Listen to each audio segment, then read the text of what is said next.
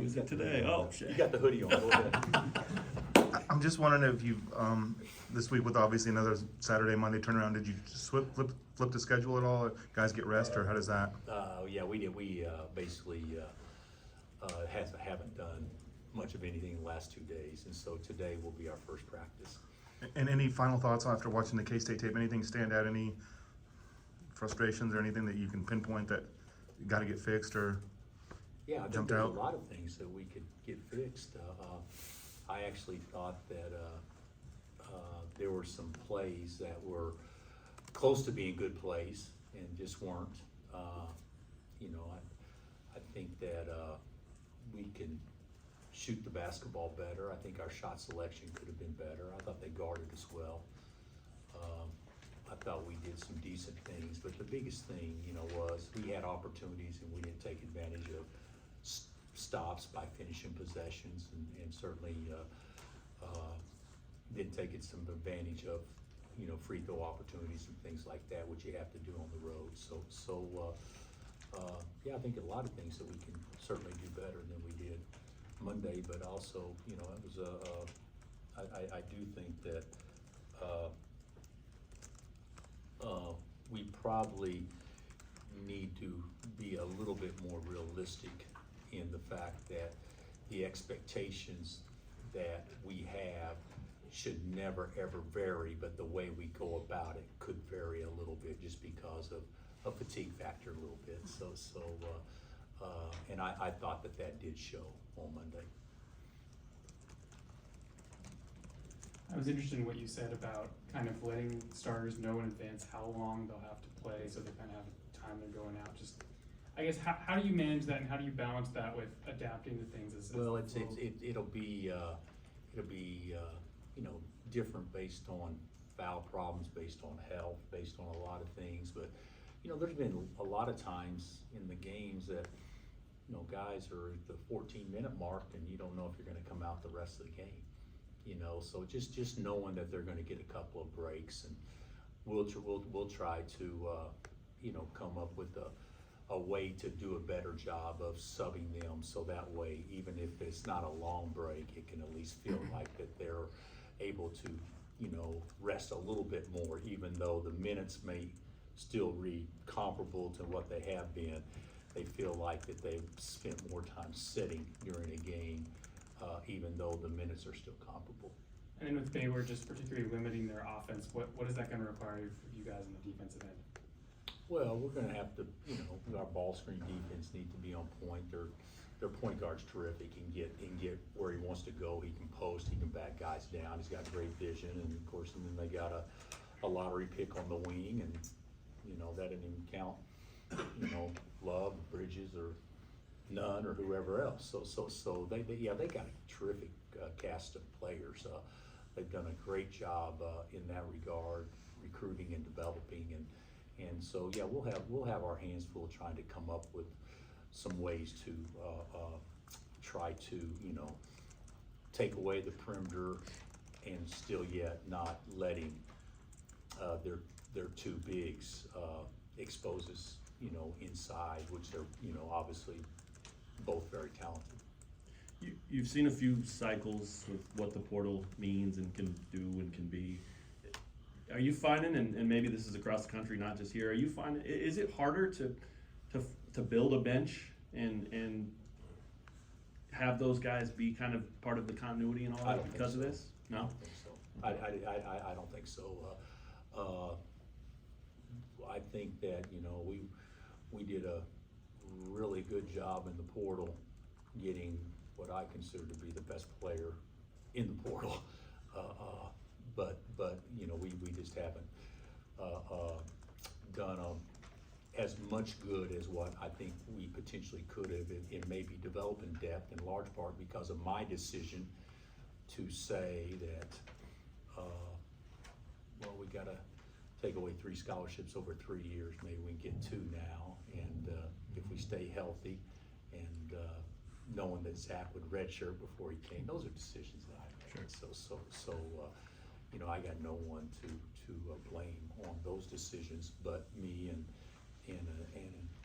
an NCAA ruling. So, you know, there's no excuses. We got 9 guys, and if you guys have ever watched us play in the past, I don't think we've ever played 10. Right. So, yeah, we got enough. We've certainly got enough. I also wanted to ask you, what would you need to see or want to see from Jamari to see if he could get a few more minutes here and there, or more consistent minutes anyway? Yeah, well, he's kind of in a tough spot because the best person for him to probably spell would probably be KJ. And he's a perimeter player and plays differently when he's in the game a little bit. Yeah. But I would say, you know, defend, rebound, take care of the ball. You know, it's not that complicated to me. But he certainly needs to have the opportunity to do some of those things, because I think KJ will be more effective if we can just get him a little bit of rest. Across the conference, I think a lot of teams are struggling on the road. Texas is the only team that has a winning record on the road. Just this year in particular, why is it so hard for teams to go on the road and get those wins? I think it's always been hard to win on the road, without question. I think some teams are more equipped to win on the road than other teams, but I think it's always been hard to win on the road, and there's more competitive balance this year than what we've had in years past, I think. And it's been really good in years past, but I think it's even better this year. Number 4 against, I think they're 13, 5 o'clock game. Will this be a replay of last week in terms of hype and enthusiasm of the fans? I would think game day would certainly add something to it, without question. I think, I know we'll be jacked, and I'm sure, I know they'll be jacked too. So it'll be turned up, in similar fashion to what it was last week, but it'll be totally 2 different teams, 2 different styles, you know, than what we played last week. So it'll be certainly a different game plan, you know, going against them. Hunter's threes, are you okay with them? Is he just in a slump, or are you okay with him? Shooting 2 a game? Yeah, I'm fine with that. You know, he needs to be able to stretch it. So he had 2 in the last game go all the way in and come out, you know. He's a good shooter, you know, but he's not shooting it from 3 like he did to start the season, obviously. And he hasn't shot it well in league play from 3, but you know, there's gonna be times, and in those particular 2 situations that he shot them, they were perfect shots at the perfect time, just didn't make it. Are Baylor's freshmen a concern? Well, yeah, they're both pros. So one of them's a lottery pick, and the other one's projected, I think, to go in the top 20. And when I say lottery pick, I'm not talking about top 14. I'm talking about top 5 or 6. Yeah, they're good, and then they got good experience to go along with it, and Dennis obviously has been fantastic for them, and so they've got a good team, and they've got the type of team that has a chance to still get better, I think, because of the situation where they are playing some young kids. One final thing, Ochai got traded today. Marcus, did you talk to the Raptors? I haven't talked to the Raptors about Ochai. And I did not. What do you think of the trade? I don't know enough about it, and I don't know enough about the rosters, but Ochai wasn't playing a ton with Utah, so hopefully this will open up some opportunities for him. Hope not at the expense of our other guy. You know, Grady had 22 the other night, which was fantastic. So, but no, it's a business these days, and so I think that, you know, sometimes we hope for things for our guys based on the appearance of a position, and I think that in the big picture, we're looking at, okay, what's best for him to have a career, and hopefully this is a great opportunity for him to get some minutes and play enough, you know, because he probably needs to be seen doing some things and playing well, just because of, you know, his age and number of years he's been in the league, new contracts coming up and stuff like that. So I think it'll be, I'd probably be a positive for him. Just something that happened in the world of college basketball since we were last here. What was your reaction to the Dartmouth ruling and the prospect of employee status in the future? You know what, I'm not as up to speed on it as a lot of people. There's a lot of people administratively that thinks that's definitely the direction the world is going to, and maybe it is. I am so confused to have a total understanding of what's really going on and where college athletics is headed from a NIL, from a union, from a employee situation, from a lot of different things, from Title IX, and what it all really means. I really don't, I'm not smart enough to know how, what that all means. You know, there's a lot of people that think, oh, it's the worst thing for colleges if they become employees, and you hear the flip side, oh, well, it's going there anyway, it'd be the best thing. You know, are we gonna put everything in-house, or are we gonna keep it out of house? What's the role that universities can play on all this stuff? I think it's so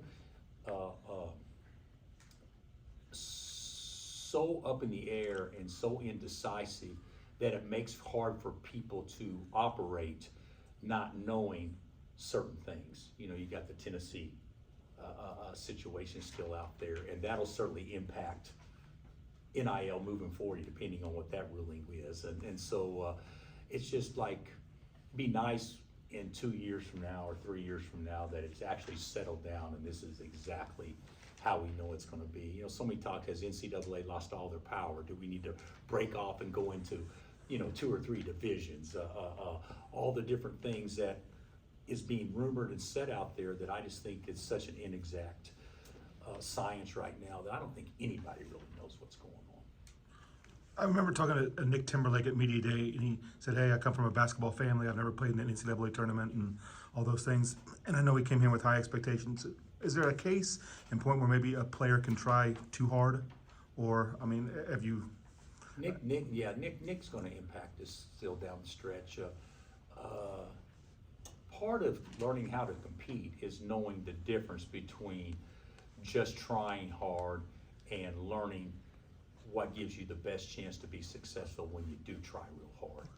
You know, whether it be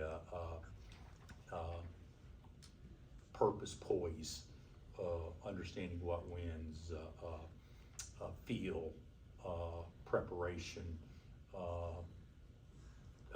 diet, strength training. There's a lot of things that go into it other than just in the time that you're out there and you're trying hard. So I do think there is some truth to that. You know, how many times have you seen guys try ridiculously hard and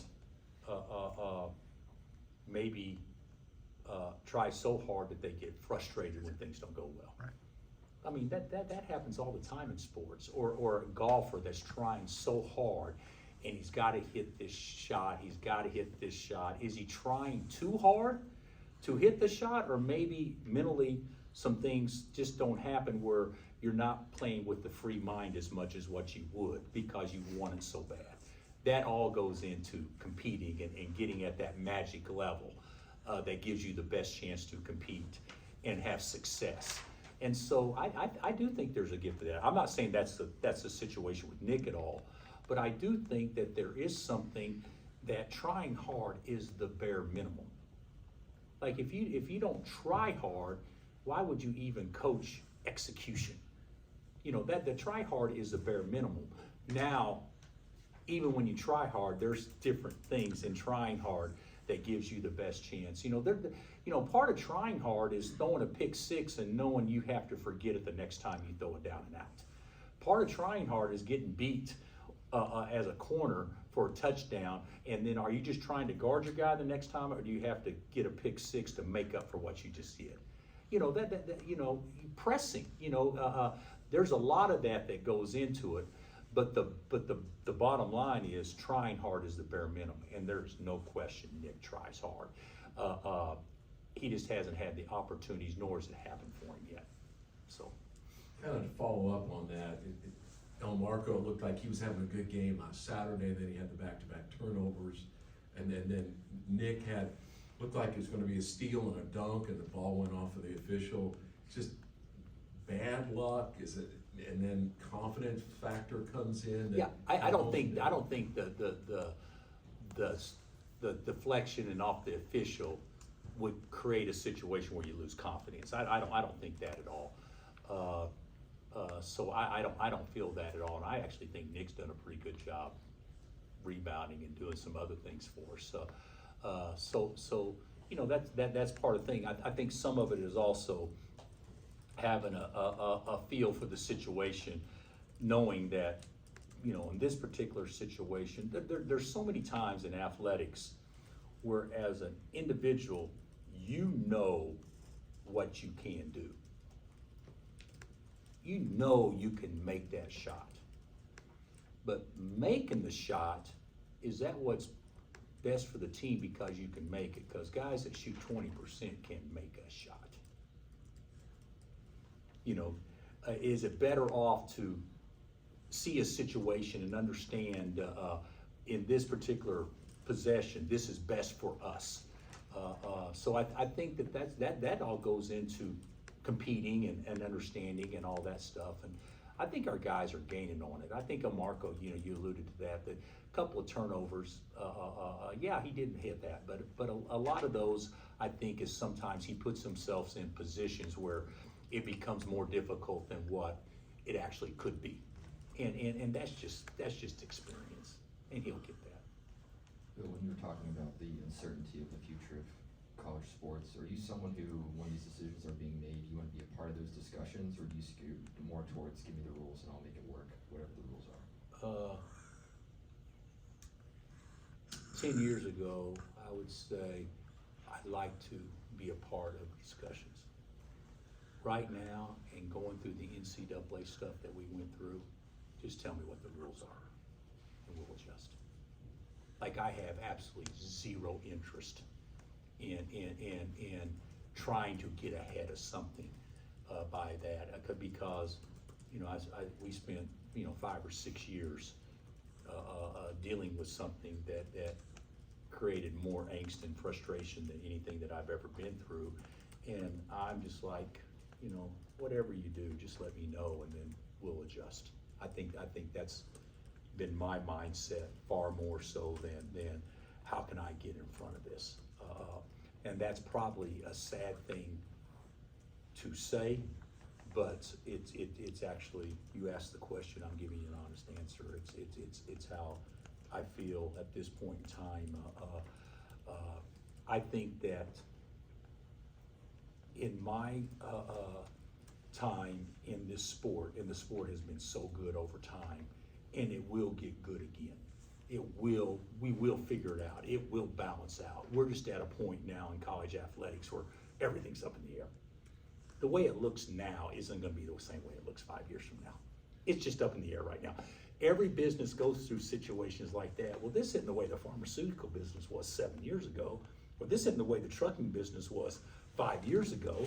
You know, this is not the way the college sports was 7 years ago. We all go through changes, and right now we're just in a change. So, you know, would I like to be on the forefront of making decisions? And, you know, in theory, I think I got some good ideas, but, you know, I don't think that I'm gonna go lobby for Congress to come up and figure out, hey, what do you think, self, on how this, that's not gonna happen. And certainly, with what I've gone through the first 5 years, they're not gonna ask me anyway. So I'm not gonna spend a lot of time worried about some crap that they're not even gonna ask me about. So that's how I see it. Anything else? The government might ask you that. Yeah, you're right. You're right. Oh my God. There could be a couple of senators, you know, ask me about certain things. And to your Foreign policy. point, Jerry Moran has. So yeah, stuff like that. But that's actually a good point, Gary. That at that level, maybe. Yeah. But as far as me hunkering down and arm in arm with the NCAA saying, okay, how can we work together to fix this? I don't have any interest in, you know, doing that. All right, thanks.